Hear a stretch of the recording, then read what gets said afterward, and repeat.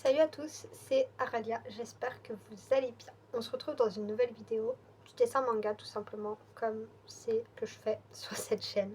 Aujourd'hui on va parler du manga qui est sorti en février 2025, qui s'appelle Pastry Academia. J'ai un peu du mal à retenir les prénoms des mangas, je vous avoue. Mais du coup je l'ai appelé Pastry Academia. Pour cette vidéo je ne vais pas faire comme la dernière, même si elle a eu l'air de pas mal vous plaire. Je vais vous expliquer comment je l'ai créé. Donc je vais en même temps vous expliquer comment on crée un manga. Peut-être que ça vous aidera. Après, je ne vais pas vous dire tous les secrets parce que tout simplement je n'aurai pas le temps en une seule vidéo. Si vous souhaitez que je vous fasse une autre vidéo pour expliquer des petits détails par exemple que je n'aurais pas expliqué, n'hésitez pas. Mais du coup, comment a été créé Pastry Academia? J'ai tout simplement commencé sur une forme de Kishotenketsu. On peut appeler les histoires en 4 cases, donc les Yankoma. Et du coup, je me suis basée sur ça et après, j'ai créé l'histoire avec ça. Le Kishotenketsu, en quoi ça consiste? Ça consiste tout simplement à faire la courbe de Cendrillon. C'est comme ça qu'on nous l'a. Pour vous expliquer rapidement et simplement, je vais utiliser l'histoire de Cendrillon pour que ce soit compréhensible pour tout le monde et pour que vous puissiez refaire la même chez vous. Généralement, je commence par créer 4 cases, 4 boîtes que j'appelle le Ki, le Sho, le Ten et le Ketsu. Le Ki et le Ketsu seront du coup le début et la fin, et le Sho et le Ten seront le milieu. Le Sho pourrait s'apparenter au moment où Cendrillon rencontre tout simplement le prince. Le Ten, quant à lui, pourrait s'apparenter au moment le plus bas de l'histoire, c'est-à-dire au moment où Cendrillon est enfermé, tout simplement. J'espère avoir été claire sur l'utilisation du Kishotenketsu dans ma façon de l'utiliser. Je vous laisse avec un petit graphique et avec la suite de la vidéo. Dans le cas de Pastry Academia, le manga fait actuellement 11 pages, dont une double page qui arrive en fin. Ce qui est très important dans un manga, c'est toujours qu'il y ait au moins, on va dire, une double page ou une page qui prenne toute la page.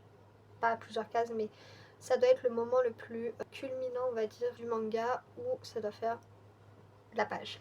Pour vraiment, on va dire que ça doit être une des pages les plus impressionnantes, que ce soit double page ou page entière. Généralement, ces pages-là, il faut y prendre plus de temps, il faut y consacrer plus d'énergie parce que c'est les pages qui vont le plus impacter le lecteur. Donc c'est très important de mettre pas mal de temps dessus, même si certains, je trouve, qu'ils mettent pas assez de temps sur leur double page, du coup ça ruine un petit peu l'effet que est censé donner justement une double page. Même si, bon, après chacun a ses préférences, mais moi je trouve que les pleines pages et les doubles pages sont censées quand même les pages qui donnent le plus de visuel, on va dire, sur le manga, ce qui impacte le plus au final. Bien sûr, dans un manga, il y a toujours des cases qui sont ouvertes soit en haut à droite, soit en haut à gauche, ou en bas à droite ou à gauche. Généralement, quand la page, par exemple, c'est celle de droite, on évite de mettre des cases coupées à l'intérieur de la reliure, puisque tout simplement le dessin va être coupé. Donc généralement on les met à l'extérieur. Après ça se fait, mais il faut vraiment que ce soit bien maîtrisé et que le dessin ne soit pas coupé, parce que en fait, sinon on a l'impression que les deux dessins des deux planches se relient, alors que pas du tout. Donc voilà. Sachant que pour faire du coup mon histoire, j'ai utilisé le Kishotenketsu. Et dans chaque Kishotenketsu, j'ai rajouté des petits Kishotenketsu, tout simplement. Je me base sur cette histoire. Et aussi, il y a la méthode à faire avec des sortes de boîtes. C'est une méthode pas très connue, mais en gros, il faut se dire qu'il y a des scènes actives et des scènes passives. Donc des scènes qui vont être calmes et des scènes qui vont être actives, donc qui vont bouger, où il va y avoir de l'action, etc.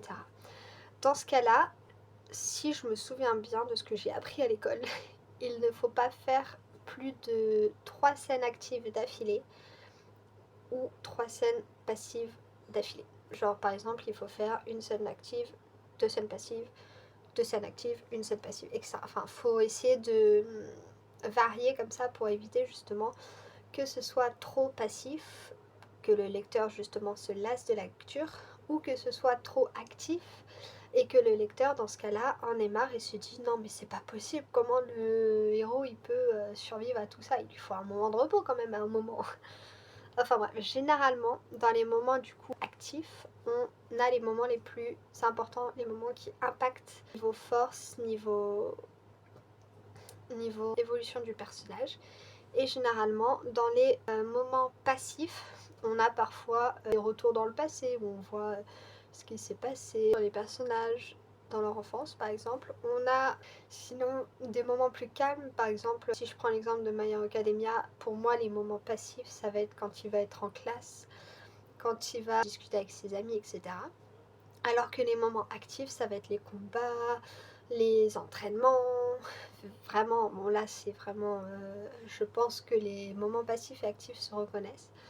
Mais ce que je vous conseille si vous souhaitez faire un manga, c'est de prendre un manga déjà créé. Vous regardez sur internet ou alors vous prenez un manga que vous aimez bien lire et vous essayez de trouver justement sur par exemple vous prenez un chapitre et dans le chapitre vous essayez tout simplement de trouver les moments actifs, les moments passifs. Généralement ça se coupe.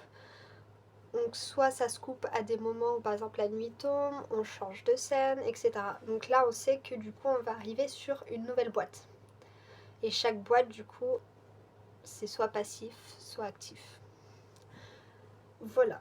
Concernant le découpage des cases, comment ça se passe? C'est tout simplement très simple. Je vais vous laisser avec ma voix off pour vous expliquer ça. Bien sûr, les pages que vous verrez sont en mode crayonné, elles ne sont pas ancrées, puisque c'est un manga non ancré qui est juste crayonné avec les textes français. Donc je vais vous laisser avec ma voix off. Let's go. Pour le découpage des cases, chacun a sa technique. Moi personnellement, j'utilise la façon en Z, connue par pas mal de mangaka. La technique en Z consiste à faire en sorte que, pour exemple, sur ce dessin-là, j'ai fait en sorte que la première case soit dirigée sur la seconde avec les traits du sol. Ensuite, sur la deuxième case, j'ai dirigé le bol, que je n'ai pas mis à plat comme j'aurais pu le faire, mais je l'ai mis incliné. Dans la troisième case, j'ai fait en sorte que le décor soit incliné vers la case du bas, et puis le regard sur le côté pour indiquer la page suivante. On se retrouve maintenant pour une, on va dire, fin de vidéo. Je voudrais faire un petit débrief sur ce manga, mes points faibles et les points forts dessus. Donc les points faibles, je trouve que ça a été les points de vue de caméra. Je ne fais pas assez bouger les points de vue, les angles des dessins. Par exemple, je fais souvent des plans du personnage de face, de côté, gros plan, petit plan. Mais je pourrais tout simplement le faire venir par en haut, faire venir par en bas, faire différentes variages de plans. Je pense que je peux faire mieux là-dessus. Donc à améliorer pour les prochains dessins. Concernant mes points forts sur ce manga, je pense qu'il y a eu quand même une petite amélioration au niveau des décors 3D. J'ai encore une grosse amélioration à faire sur les proportions, c'est pas encore ça. Surtout quand je dois mettre les personnages dans les décors. Mais au niveau des décors en eux-mêmes, on va dire les gros décors, je trouve que j'ai mis moins de temps à les faire que le temps dont j'avais besoin avant pour faire les décors. Et en même temps, ils sont un petit peu plus proportionnels, un petit peu plus réalistiques. Donc j'en suis pas mal fière. Voilà. Et c'est ainsi que nous arrivons sur une fin de vidéo. J'espère qu'elle vous aura plu. Moi je vous laisse avec du coup quelques images du manga. Vous pouvez bien sûr le retrouver sur Days Neo. J'espère qu'il vous plaira. Et je crois que je l'ai mis sur Manga Draft, mais il ne doit pas encore être sorti.